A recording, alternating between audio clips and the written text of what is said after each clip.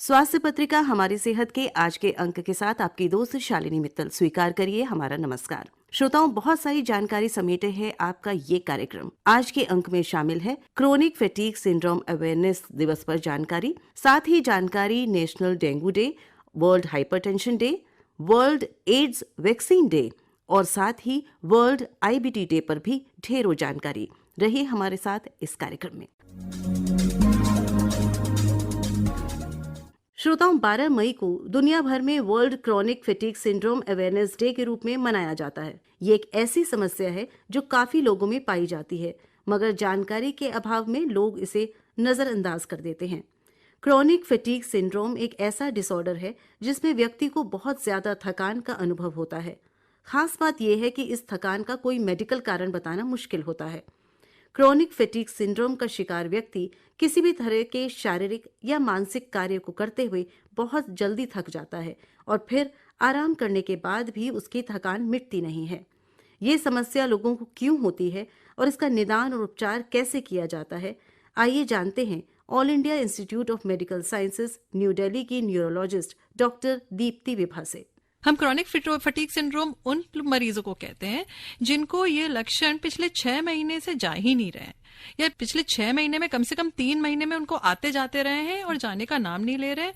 और उसमें बहुत सारे लक्षण जो हैं वो इलाज के बावजूद उनको पूरी तरीके से राहत नहीं मिल रही है। इनमें कुछ हैं जैसे थकान होते रहना, नींद ज्यादा आना, याददाश्त में दिक्कत होना, चक्कर आना और किसी भी चीज में मन ना लगना, शरीर में दर्द होना, शरीर की जो एनर्जी होती है वो ऐसे लगता है, लोग कहते हैं कि हमारी जैसे एनर्जी कहीं चली गई है। तो ये बीमारी यूजुअली एडोलेसेंस या अडल्ट्स में होती है, लेकिन इसका रेंज बहुत वाइड है। बच्चों में भी देखी गई है, बच्चों में पहचानना भी और मुश्किल होता है और एक एज के बाद 50 ईयर्स के बाद इसके इंसिडेंस कम हो जाता है, लेकिन फिर भी ऐसा नहीं है कि बिल्कुल नहीं होता है, लेकिन मैक्सिमम ये एडल्ट्स में होता है।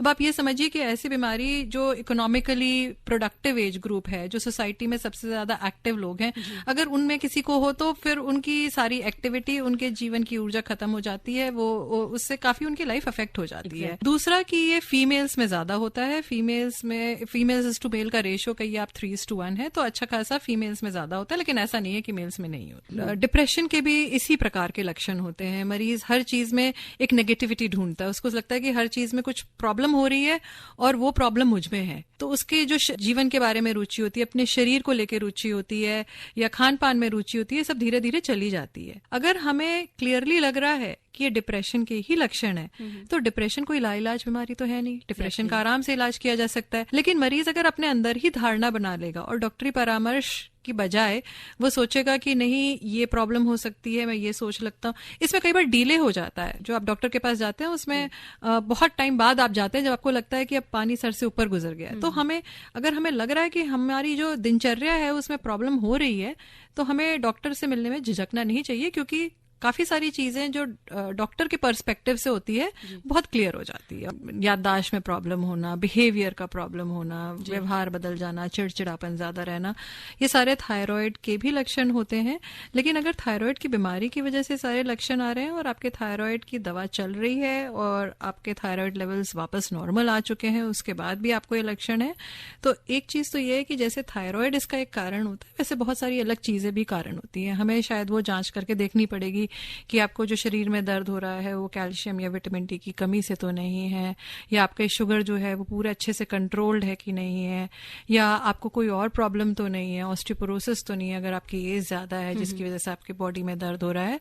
तो हम जब बाकी कारणों को एक्सक्लूड कर लेते हैं, हटा देते हैं, कहते हैं कि नहीं ये भी ठीक है, ये भी ठीक है, और ये प्रॉब्लम बनी रहती है, 6 महीने से ज्यादा बनी हुई है, तो फिर हम इसको कहते हैं कि शायद ये क्रोनिक फटीग सिंड्रोम का लक्षण है और उसके लिए अलग से दवाएं चलती हैं जिससे आपको इस प्रॉब्लम में आराम मिल सकता है। देखिए, क्रोनिक फटीग सिंड्रोम की बीमारी सुनने में काफी डिप्रेसिंग सी लगती है कि शायद इसमें कोई इलाज नहीं है या हमेशा बनी रहेगी, लेकिन ऐसा कुछ नहीं है। इसमें बहुत सारे जो उसके पार्ट्स हैं ना, हम उनको अलग अलग डील करके, और इलाज भी वही होता है कि अगर उसको सरदर्द है तो सरदर्द का थोड़ा सा अलग से उसको इलाज किया जाए कि उसका क्या कारण हो सकता है। अगर उसको पोस्टरल ऑर्थोस्टैटिक हाइपोटेंशन है, उसके लिए हम दवा भी दे सकते हैं और उसको प्रिकॉशंस भी बता सकते हैं, और काफी सारी चीजें लाइफस्टाइल से आराम से कंट्रोल हो सकती है।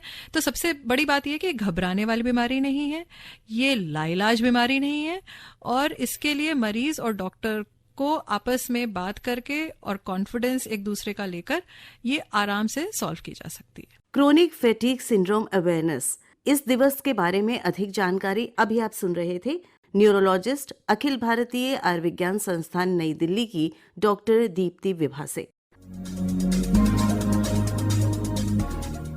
श्रोताओं, डेंगू बुखार एक मच्छर जनित वायरल बीमारी है जो मुख्य रूप से एडिस मच्छर द्वारा फैलता है, जिसमें डेंगू वायरस होता है। डेंगू फ्लू जैसे लक्षण पैदा कर सकता है, जैसे तेज बुखार, तेज सिरदर्द, जोड़ों और मांसपेशियों में दर्द, और कुछ मामलों में ये गंभीर रूप भी ले सकता है। प्रतिवर्ष 16 मई को मनाए जाने वाले राष्ट्रीय डेंगू दिवस का उद्देश्य डेंगू बुखार और सार्वजनिक स्वास्थ्य पर इसके प्रभाव पर ध्यान केंद्रित करना है। उच्च रक्तचाप के बारे में जागरूकता बढ़ाने के लिए हर साल 17 मई को विश्व उच्च रक्तचाप दिवस मनाया जाता है। इस दिन का उद्देश्य लोगों को स्वस्थ रक्तचाप के स्तर को बनाए रखने और उच्च रक्तचाप से संबंधित जटिलताओं के जोखिम को कम करने के लिए निवारक उपाय के महत्व के बारे में शिक्षित करना है। आइए इस विषय पर अधिक जानकारी प्राप्त करते हैं सीनियर कंसल्टेंट इंटरनल मेडिसिन के डॉक्टर अजय कुमार गुप्ता से। आपसे बात कर रही हैं शालिनी मित्तल। उच्च रक्तचाप क्या होता है, इसको कैसे पहचाना जा सकता है और पहचान कर इसका सही इलाज कैसे किया जा सकता है, ये सारी बातों की जानकारी देने के लिए हमारे साथ आज स्टूडियो में हैं डॉक्टर अजय कुमार गुप्ता। आप प्रिंसिपल कंसल्टेंट हैं department of internal medicine, max Vaishali में। डॉक्टर साहब, स्टूडियो में आपका बहुत बहुत स्वागत है। नमस्कार शालिनी जी, और मैं अपने सभी श्रोताओं को नमस्कार कहना चाहूँगा। डॉक्टर साहब, आज हम विस्तृत तौर पर अपने श्रोताओं को बताना चाहेंगे कि हाइपरटेंशन क्या होता है और क्यों हो जाता है। अगर हो जाता है तो एक सामान्य जीवन जीने के लिए किस तरह से इससे निपटना चाहिए, यानी कब डॉक्टर से मिलना चाहिए और कब हमें किस तरह से दवाई लेनी चाहिए। तो सबसे पहले ये जानना जरूरी हो जाता है कि हाइपरटेंशन होता क्यों है, इसके क्या कारण होते हैं। हाइपरटेंशन के कोई पुख्ता कारण नहीं पता चलते हैं। हाइपरटेंशन एक ऐसी बीमारी है जिसको हम लोग साइलेंट किलर भी बोलते हैं। साइलेंट किलर इसलिए क्योंकि साइलेंट रहती है, एकदम से इसके कोई कारण नहीं होते, ना इसका होने का कुछ कारण होता है। पुख्ता तौर से ये माना जाए तो सिर्फ 2 या 3% लोगों में ही कारण का पता चलता है, बाकी 95 से 98% लोगों में इसका कोई कारण नहीं होता। इसको हम मल्टीजेनिक ओरिजिन बोलते हैं। मल्टीजेनिक में कुछ कारण होते हैं जो करेक्टेबल होते हैं, कुछ कारण होते हैं जो नॉन करेक्टेबल होते हैं। करेक्टेबल कारणों में जैसे कि स्ट्रेस है, टोबैको है, आप तंबाकू का सेवन करते हैं, स्मोक करते हैं, आपकी स्ट्रेसफुल लाइफस्टाइल है, या आपकी जो हैबिट्स हैं, खाने की हैबिट्स हैं वो अच्छी नहीं हैं, आप हाई कैलोरी डाइट ज़्यादा लेते हैं, फाइबर्स कम लेते हैं, अगर आपकी वॉकिंग कम है, तो ये सब करेक्टेबल कारण हैं जो कि आपके स्ट्रेस लेवल को इंक्रीज़ करती हैं और उच्च रक्तचाप को या ब्लड प्रेशर को इंक्रीज़ करती हैं। और कुछ नॉन करेक्टेबल कारण है जैसे कि एज, एथनिसिटी। आपकी एज है, अगर आप ज़्यादा एज के हैं तो आपको ब्लड प्रेशर सामान्य रूप से 64-65 साल की उम्र में थोड़ा बहुत आ ही जाता है। फिर आपकी रेस की, कोई पर्टिकुलर रेस में ज़्यादा पाया जाता है, या एथनिसिटी यानी कि आप कहाँ से बिलोंग करते हैं उसके ऊपर भी डिपेंड करता है। फिर आपके एनवायरमेंटल कंडीशंस, उसके ऊपर भी डिपेंड करता है। तो ये सब चीज़ें बहुत सारी नॉन करेक्टेबल फैक्टर्स होते हैं ब्लड प्रेशर के। फिर कुछ बीमारियां होती हैं जिसमें कि ब्लड प्रेशर होता है, जैसे कि अगर किसी को किडनी की बीमारी है, या एड्रीनल ग्लैंड होते हैं जो किडनी के ऊपर छोटे से ग्लैंड होते हैं जिसमें कि हार्मोनल वेरिएशन होता है, उसकी वजह से भी ब्लड प्रेशर होता है। किसी को हार्ट की कोई कंजेनाइटल बीमारी है तो उसकी वजह से भी ब्लड प्रेशर का एक कारण होता है।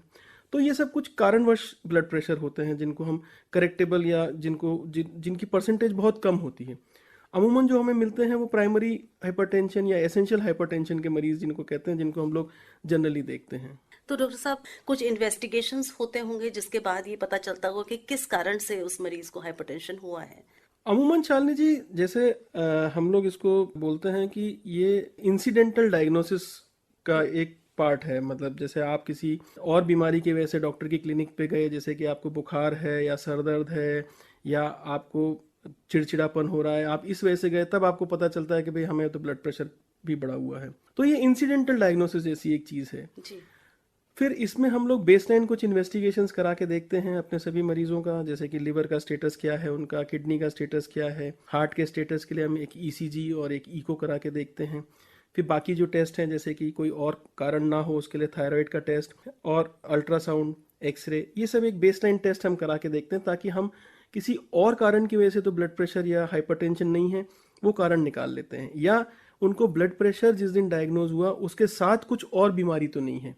किसी किसी का जैसे कोलेस्ट्रॉल ज़्यादा होता है, किसी की किडनी फंक्शंस डिरेंज होते हैं, किसी का लिवर फंक्शंस डिरेंज होते हैं, ताकि हम ब्लड प्रेशर के साथ साथ उनका भी इलाज उसको दे सकें। इसके अलावा कुछ ऐसे लक्षण हो सकते हैं जिससे कि खुद वो पहचान सके मरीज की, हो सकता है मुझे बीपी हो।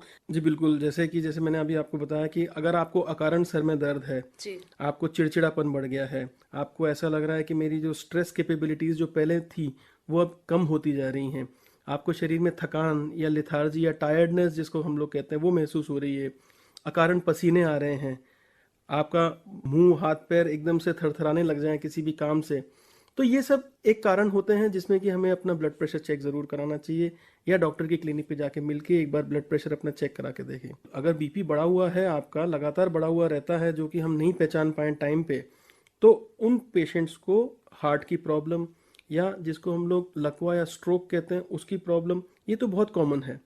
फिर साथ में कभी कभार एन्यूरिज्म्स कहते हैं हम लोग। एन्यूरिज्म्स में क्या होता है कि धमनी में एक छोटा सी गांठ बन जाती है ब्लड की, क्योंकि धमनियों का जो मस्कुलेचर होता है बहुत वीक होता है, तो जब आपका उच्च रक्तचाप होता है तो उस मस्कुलेचर में एक छोटी सी गांठ बन जाती है जिसमें भी ब्लीडिंग का खतरा रहता है।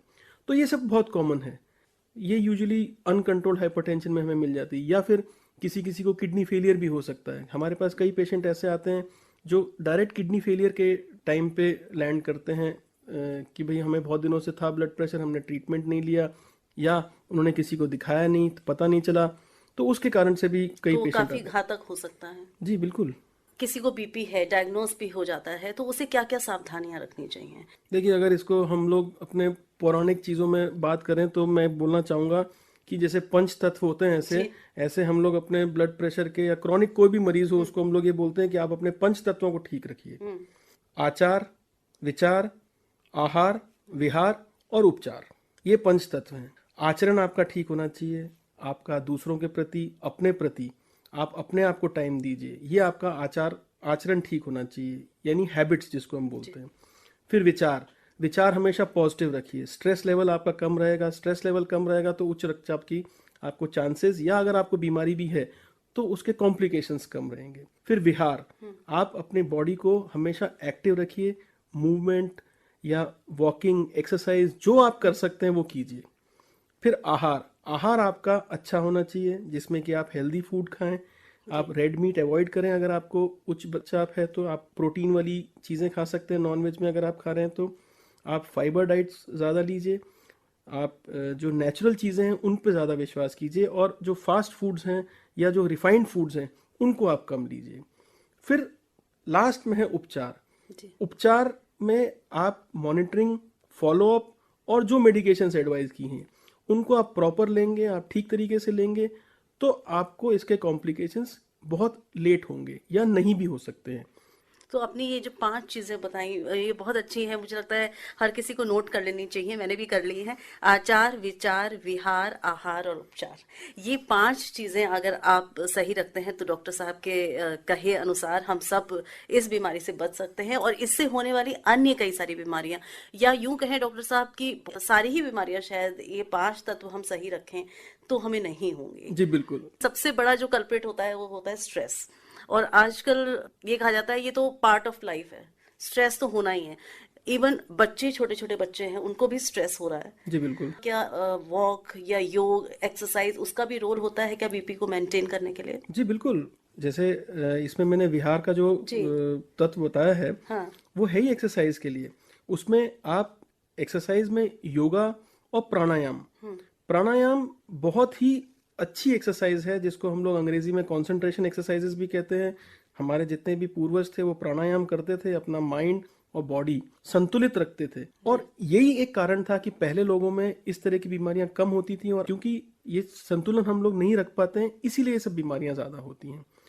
तो योगा, प्राणायाम, एक्सरसाइज, ये 3 हमारे बहुत अहम नेचुरल चीजें हैं। और जैसे मैंने अभी आपको बताया कि हमें रिफाइंड फूड से ज्यादा नेचुरल फूड्स पे ज्यादा ध्यान देना चाहिए, जैसे कि होल ग्रेन्स।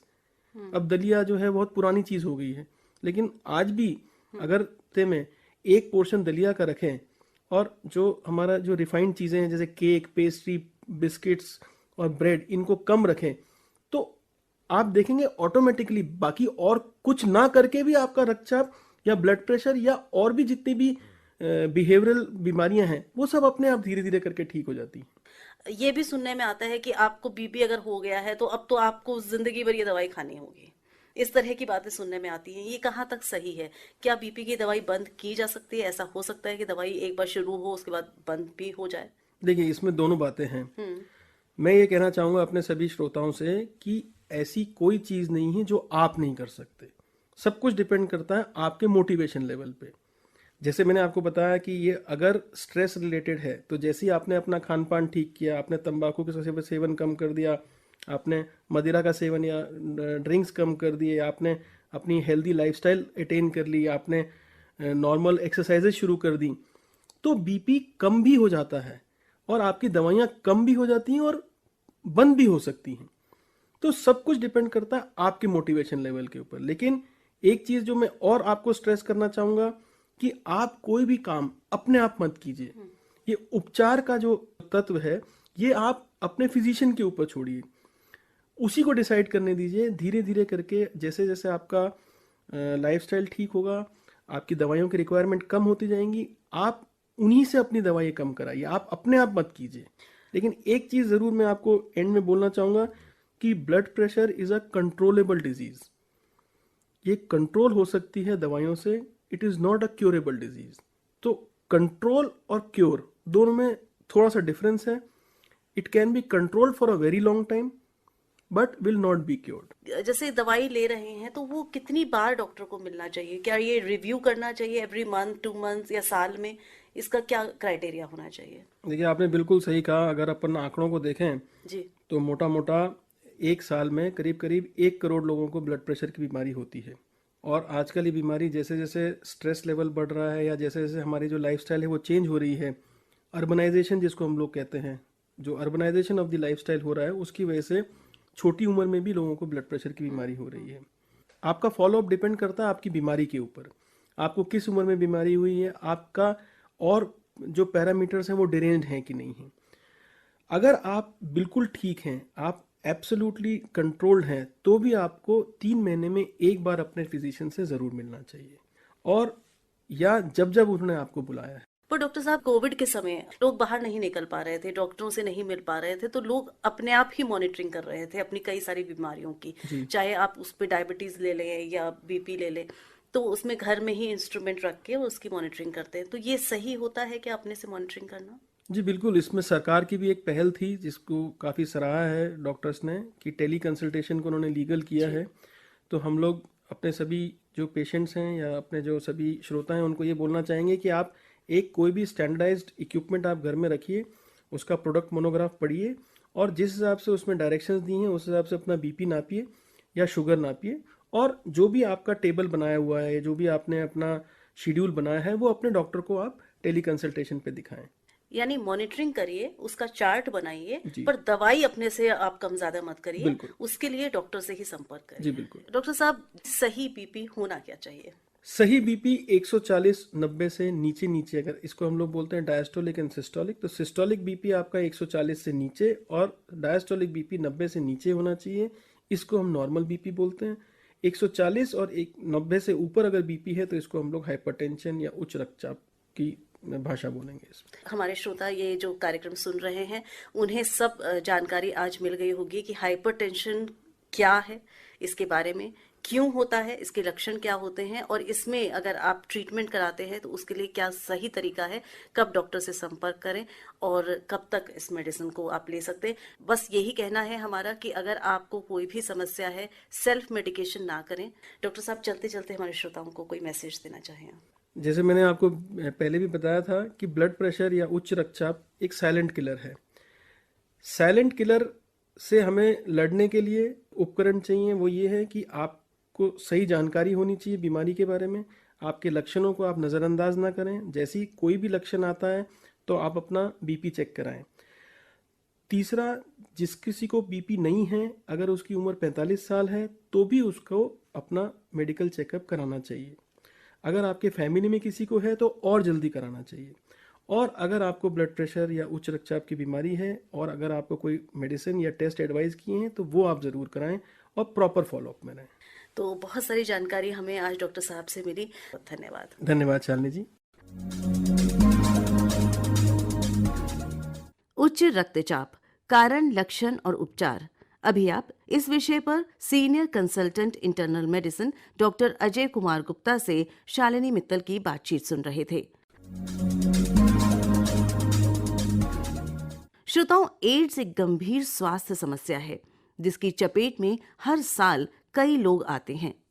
HIV वायरस से फैलने वाली ये गंभीर बीमारी समय पर इलाज न मिलने से जानलेवा भी साबित हो सकती है। इसे लेकर सबसे ज्यादा चिंता की बात यह है कि अभी तक इस बीमारी के लिए कोई दवा या टीका बनाया नहीं जा सका है। ऐसे में इसे लेकर लोगों में जागरूकता फैलाने के मकसद से हर साल 18 मई को विश्व एड्स वैक्सीन जागरूकता दिवस मनाया जाता है, जो एड्स शिक्षा का प्रसार करने, शोधकर्ताओं को प्रोत्साहित करने और लोगों को इस काम में शामिल करने के मकसद से मनाया जाता है। ये दिन एक सुरक्षित और प्रभावी HIV वैक्सीन के विकास में स्वयं सेवकों, समुदाय के सदस्यों, स्वास्थ्य पेशेवरों और वैज्ञानिकों के काम का सम्मान भी करता है। वैश्विक सड़क सुरक्षा सप्ताह संयुक्त राष्ट्र और विश्व स्वास्थ्य संगठन WHO द्वारा सड़क सुरक्षा के बारे में जागरूकता बढ़ाने और दुनिया भर में सड़क यातायात से होने वाली मौतों और चोटों की संख्या को कम करने के लिए आयोजित एक पहल है। सप्ताह भर चलने वाला अभियान सड़क सुरक्षा उपायों को बढ़ावा देने, सुरक्षित सड़क बुनियादी ढांचे की वकालत करने और सड़कों पर जिम्मेदार व्यवहार को प्रोत्साहित करने पर केंद्रित है। सड़क यातायात की चोटें दुनिया भर में मौत और विकलांगता का एक प्रमुख कारण है। दुर्घटना के पश्चात प्राथमिक चिकित्सा से कई जानें बचाई जा सकती हैं। अधिक जानकारी दे रहे हैं अखिल भारतीय आयुर्विज्ञान संस्थान नई दिल्ली के वरिष्ठ चिकित्सक doctor Piyush Ranjan. First aid यानी प्राथमिक उपचार, जो पहली सहायता उसको मिलती है, ये कहीं भी हो सकती है, अस्पताल में, अस्पताल के बाहर, सड़क पे, कहीं भी। जैसा कहा जाता है कि कुछ भी इमरजेंसी हो, चाहे हार्ट अटैक हो, स्ट्रोक हो, चाहे आपको एक्सीडेंट हो, हमें कहाँ ले जाना है? हॉस्पिटल ले जाना है। पर हमारे देश में जो दूरी है और जो समय जाया होता है इसमें, इस वजह से काफी लोगों की डेथ हो जाती है। तो उस समय का हम किस तरह से उपयोग करें बिना किसी गैजेट के, बिना किसी टेस्ट के, उस चीज को करने के लिए कोई भी आम आदमी कर सकता है। हम करते हैं COLS, compression only life support. फिर हाथ कट जाए तो उसमें बैंडेजिंग कैसे करनी है, हाथ पैर टूट जाए तो उसमें स्प्लिंट कैसे लगाना है, किस तरह से विक्टिम को बिना स्पाइन इंजरी बढ़े हुए, क्योंकि अगर किसी को पार्शियल इंजरी हुई है, हम गलत तरीके से अगर ले जाते हैं, हमें तो लगता है मदद कर रहे हैं, पर उस गलत तरीके से ले जाने की वजह से वो कंप्लीट इंजरी हो सकती है और शायद चारों हाथ पैर काम ना करें। तो वो भी बहुत जरूरी है ले जाना, और कहाँ ले जाना ये भी जरूरी होती है। अक्सर हम देखते हैं सड़क किनारे कोई एक्सीडेंट हुआ, हम सीधा उसको ऑटो रिक्शा में किसी तरह डालते हैं और किसी नजदीक हॉस्पिटल लेके चले जाते हैं, ये ना सोचते हुए कि यहाँ क्या सुविधाएं हैं और क्या नहीं है। तो फिर हम दर दर ठोकरे खा के फिर सही जगह पहुंचते हैं। तो इसका भी एक आइडिया होना चाहिए कि किस तरह के अस्पताल में किनको ले जाना चाहिए। हमारा उद्देश्य है कि मरीज को या विक्टिम को फर्स्ट एड ले जाए किसी भी बीमारी में, लेकिन वो जो समय है उसमें अगर हम कुछ कर पाए तो अच्छी बात है। एक दो कंडीशंस ऐसे हैं, जैसे खाते वक्त कुछ चीज ऐसी फंस गई गले में, बहुत बड़ा सा एक बोलस आपने लिया और फंस गया और अब सांस नहीं आ रही, आदमी बोल नहीं पा रहा, यानी वो अटक गया है रास्ते में। कोई व्यक्ति अगर नहीं बोल पा रहा है तो समझना चाहिए बहुत ही सीरियस है, क्योंकि उसके रास्ते में या तो कोई रुकावट है या फिर बहुत ही सीरियस है वो। तो उस स्थिति में हम एक तरीका होता है जिसमें मुट्ठी को बंद करके छाती के ठीक नीचे उसको झुका के विक्टिम को जोर से थर्स्ट लगाते हैं, जोर डालते हैं तो वो बाहर आ जाता है। तो वैसी स्थिति में आपको जो करना है वही करना है, हॉस्पिटल जाके फायदा नहीं है। या फिर जैसे हार्ट रुक गई हो, हार्ट अटैक के बाद जो कार्डियक अरेस्ट हो गई, रुक गई है, तो आप अगर आप वहां पे उसको रिवाइव कर सकते हैं अपनी ट्रेनिंग अनुसार, या आप एम्बुलेंस या ट्रेन्ड जो पर्सन है उनको बुलाइए तो ही फायदा है। बाकी सब स्थिति में आप हॉस्पिटल ले जाइए। हाथ टूट गया है, आप रास्ते में ही स्प्लिंट लगा सकते हैं, किसी भी फट्टे को, कोई लकड़ी का डंडा जो कि दो जॉइंट को क्रॉस करे उसको आप बांध सकते हैं, तो पेन कम हो जाती है। आसपास की जो सराउंडिंग जो नर्व्स वगैरह होती हैं उसको डैमेज कम होती है। तो ये सब रास्ते में भी किया जा सकता है। तो एक मैं सुनने वालों को बताना चाहूंगा, बहुत ही इंपॉर्टेंट चीज है कि कोई व्यक्ति अगर बात कर रहा है, इसका मतलब बात करने के लिए जो हवा बाहर आ रही है जिस रास्ते से, उसको हम एयरवे कहते हैं, जो नाक और मुंह से शुरू होकर फेफड़ों तक हवा ले जाती है। तो अगर हम बात करने के लिए हवा बाहर आ सकती है तो ऑक्सीजन भी जा रहा होगा, यानी ये रास्ता क्लियर है। तो कोई भी सीरियस विक्टिम अगर आता है, मरीज किसी भी तरह का, अगर वो बात कर पा रहा है तो हम तात्कालिक रूप से कह सकते हैं कि ऑक्सीजन भी शरीर में जा रही है और फेफड़ा अगर सही काम कर रहा है तो यानी गैस एक्सचेंज भी अच्छे से हो रही है, यानी कि ऑक्सीजन जो है अब वातावरण से हमने ऑक्सीजन लेके हमारे शरीर ने अब उसको ब्लड में डाल दिया है ताकि वो जगह जगह जा सके, हमारे ब्रेन में भी जा सके, ताकि हम चीजों को सुन सकें, बोल सकें। तो कोई व्यक्ति सिंपल अगर वो बता पा रहा है कि मेरा नाम ये है, ये हुआ था, उस समय में 10 मिनट बाद क्या होगा कह नहीं सकते, बट उस समय में उसका लंग, उसका जो हार्ट का जो फंक्शन है और ब्रेन ठीक काम कर रहा है। हम किसी के हाथ में भी चोट लगी हो या पैर में ब्लीडिंग भी हो रही हो, तब भी हमें जो मैंने बताया एयरवे को देखना चाहिए, हमें पूछना चाहिए नाम क्या है सामने जाके विक्टिम के। अगर वो नाम बोल पा रहा है या कुछ भी बोल पा रहा है ढंग से, आपके क्वेश्चन को आंसर कर रहा है, इसका मतलब ब्लीडिंग इतनी ज्यादा नहीं हुई कि ब्रेन तक असर हो, अभी भी ऑक्सीजन जारी ब्रेन को, तो हमें थोड़ा रिएश्योरेंस मिलता है। तो फिर हम क्या करते हैं, कोई भी ब्लीडिंग को हम प्रेशर से रोक सकते हैं। खाली हाथ से ना दबाएं, कुछ अगर ग्लव्स मिल जाए ठीक है, नहीं तो कोई भी ऐसी चीज, एक बैरियर का यूज करें ताकि डायरेक्ट कॉन्टैक्ट में ना आए। और अब दबा के 10 मिनट देख सकते हैं, अगर बंद नहीं होती तो दबा के ही हॉस्पिटल हमें ले जाना चाहिए।